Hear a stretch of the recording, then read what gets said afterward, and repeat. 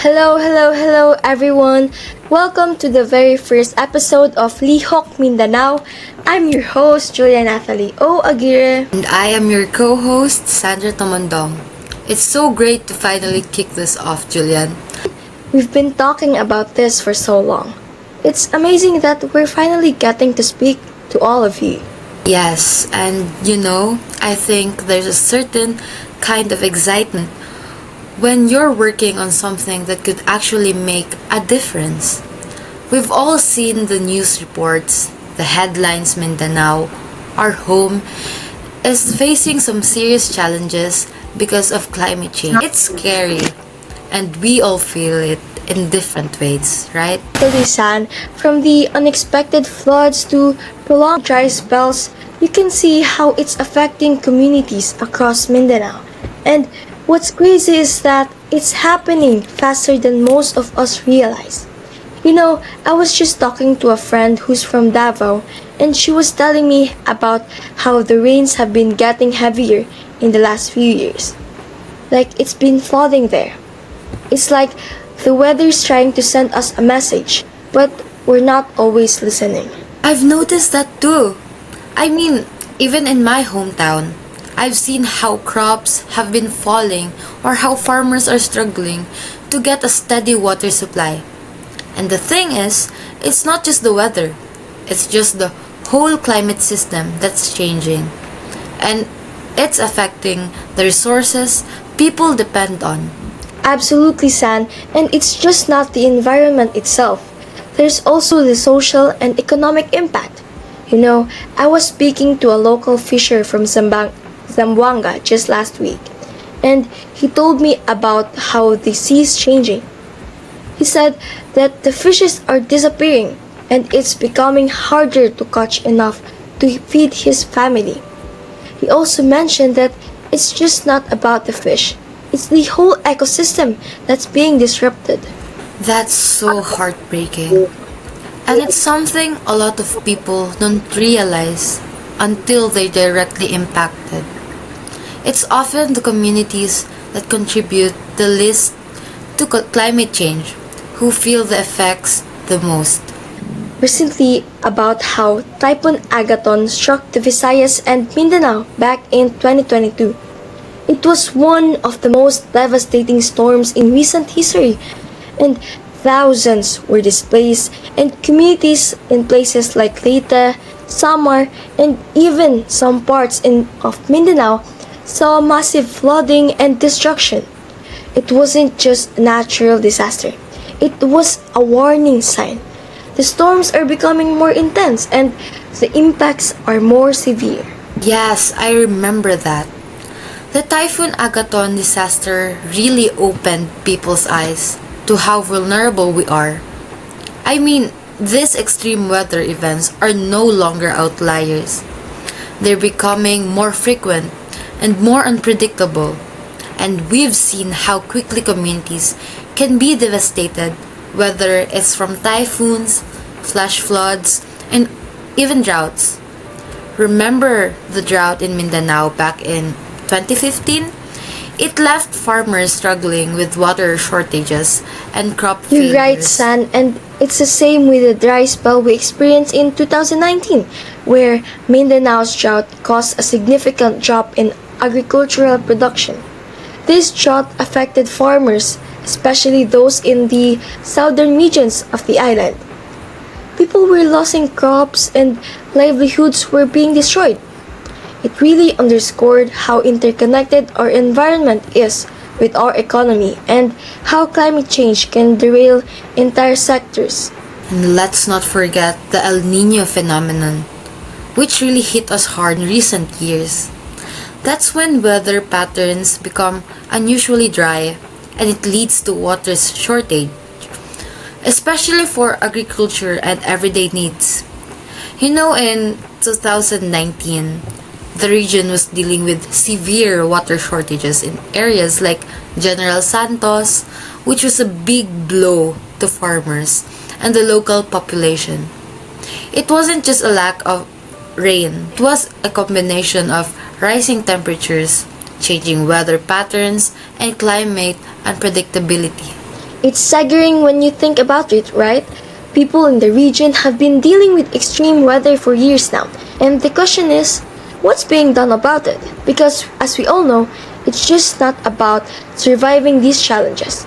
It's about learning how to adapt and mitigate the damage before it becomes irreversible. That's where our role in all of this comes in. We need to raise awareness and be the voice of those who are directly affected by the climate crisis. It's one thing to read about the impacts on the news, but when you're living through it, it's an entirely different story.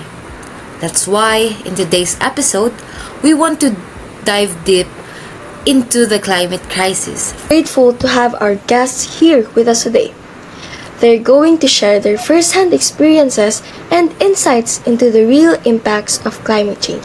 By listening to them, we can learn more about what's happening on the ground and how these communities are facing and fighting these challenges. Exactly. But before we get into our guests, let's take a moment to reflect on the bigger picture. In the last decade, there's been a rising global awareness of climate change. But even with all the global talks and agreements, the people who are the least responsible for their emission are the ones suffering the most. For example, our farmers, indigenous people, and coastal communities in Mindanao. They didn't contribute to the carbon emissions driving climate change, but they are feeling the brunt of the storms. It's the paradox of climate justice. It is why these conversations are so relevant. So, without further delay, let's introduce our guests today, who will help shed light on the challenges Mindanao communities are facing and how we can all play a part in helping to address these pressing issues. Yes, you're right, Julian. So now let's welcome our guests. First, we have Viana Melhem Peroso, followed by Alexander Alice Padilla, Shan Sulman, and lastly, Brent Ramizo. Hi, guys! Hi guys, thank you for having us here. Yes, it is our pleasure to be sharing our ideas in this podcast. Okay, so let's get started. Welcome to Lihok, Mindanao, and we hope you are as excited as we are to explore today's topic. So let's dive in. Today's topic is closely tied to the 13th SDG, also known as the Climate Action. So now, let's ask Brent to share his idea about the 13th SDG. So hello guys, I think climate action as the 13th is something we really need to take seriously, especially here in the Philippines. Based on the World Risk Index, our country scored 55.0 in vulnerability to climate hazards, making us the most at risk in Southeast Asia. That's honestly alarming because we're already experiencing the effects such as stronger typhoons, rising sea levels, and unpredictable weather patterns. In my opinion, this isn't just an environmental issue, it affects everything: our economy, food security, and even public health. That's why I believe we need to act now, whether through their better policies, disaster preparedness, or even small individual efforts like reducing waste and using renewable energy. So if we don't take action, the situation will only get worse. Exactly.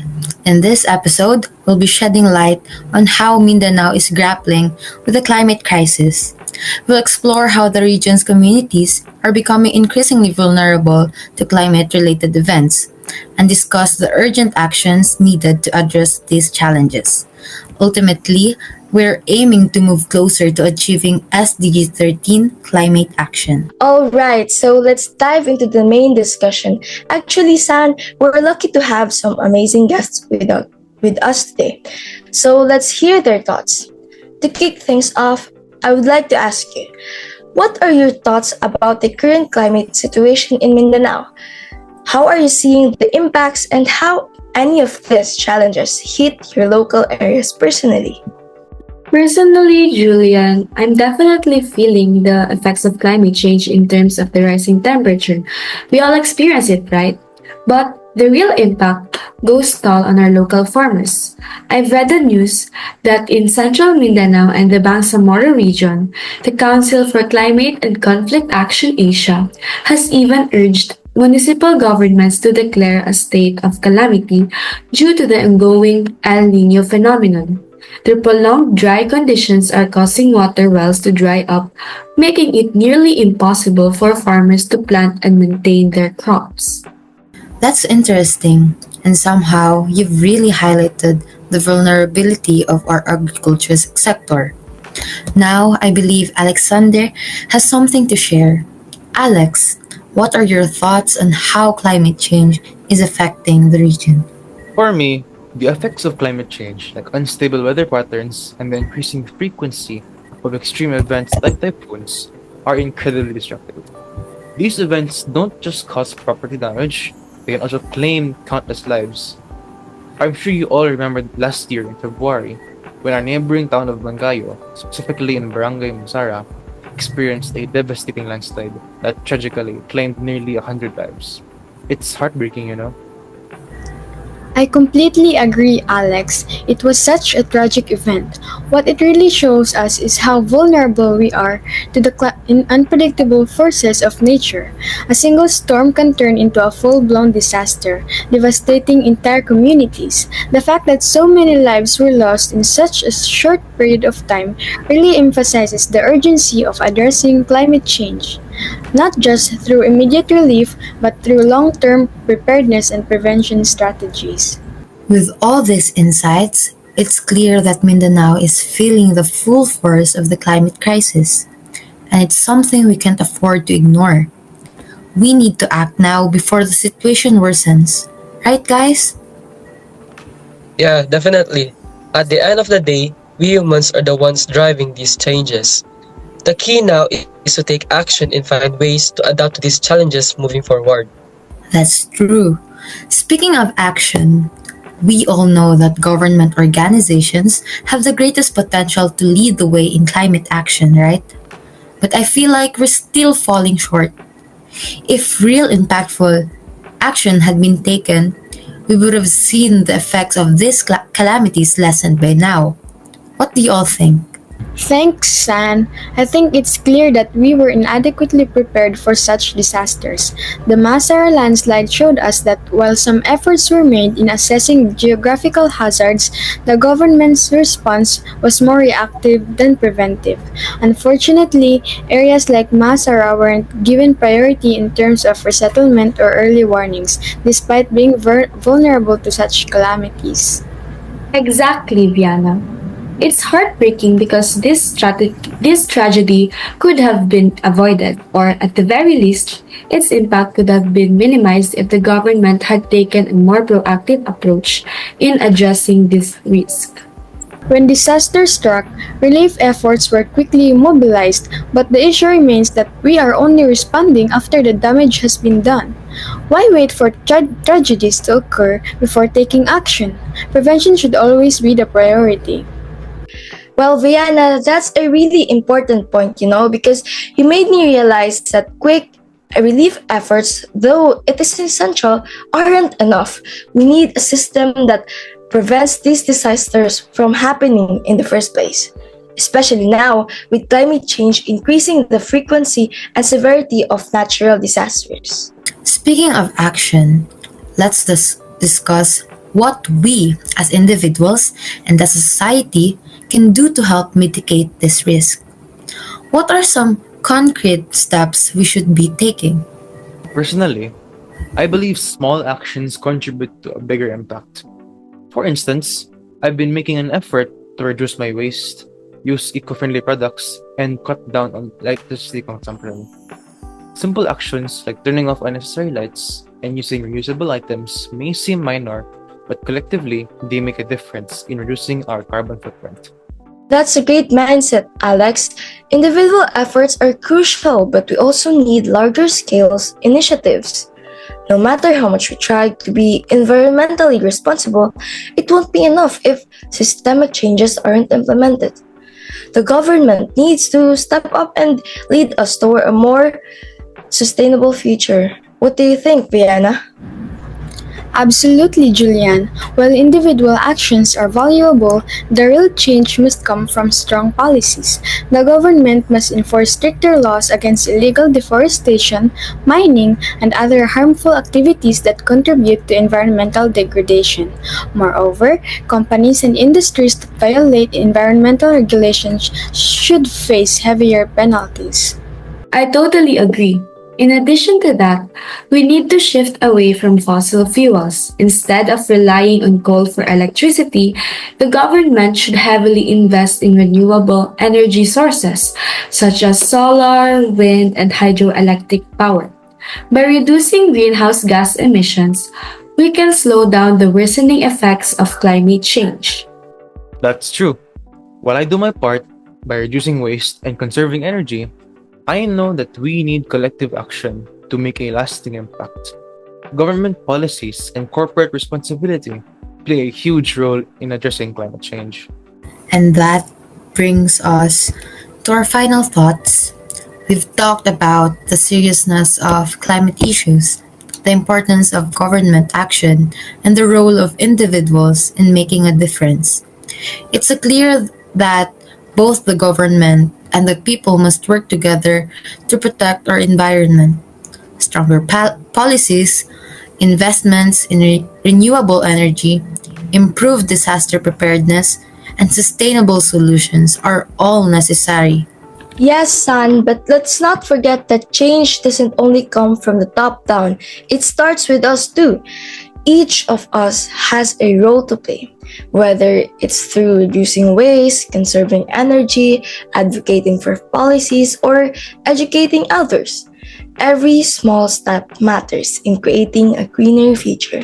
That's right, Julian. We should also push for accountability. It's not enough to just recognize these issues. We have to actively engage in conversations, participate in environmental programs, and make sustainable choices in our daily lives. Education is also key. Many people are still unaware of the long term consequences of their actions on the environment. We need to spread awareness and encourage others to be more mindful of their impact. Well said, everyone. That wraps up today's episode. We hope that this discussion has inspired you to take action, no matter how small. The fight against climate change and environmental destruction isn't just a government responsibility, it's a shared commitment. Let's work together for a more sustainable future. So, let's start now. Advocate for change, educate others, and commit to sustainability in your own way. We all have a part to play in protecting our planet. So, thank you all for tuning in. If you enjoyed this episode, don't forget to subscribe, share it with your friends, and let us know your thoughts. Until next time, let's keep pushing for a greener and more sustainable world. Stay safe, stay informed, and take care. Bye. Bye!